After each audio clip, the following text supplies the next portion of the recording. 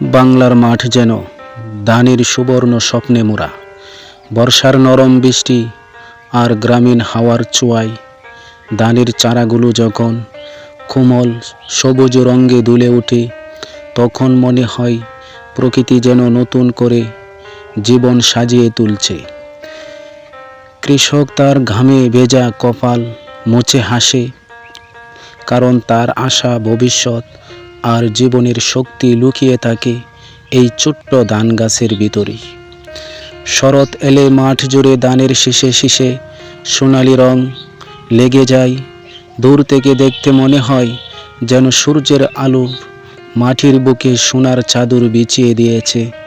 বাতাস বইলে শীষের ঢেউ দুলে ওঠে, সেই ঢেউয়ের শব্দে থাকে শান্তি, থাকে আনন্দ, থাকে জীবনের গান।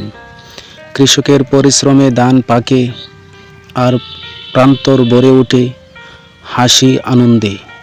কাটার সময় গ্রামের আকাশে গুঞ্জন তুলে কাস্তের ঝনঝন শব্দ।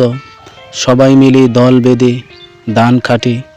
পিঠে রোদ লাগে, তবু কারো মুখে ক্লান্তি নেই, কারণ এই ধানই তাদের ঘরে এনে দেয় নতুন স্বপ্ন, উৎসব আর সুখের দিন।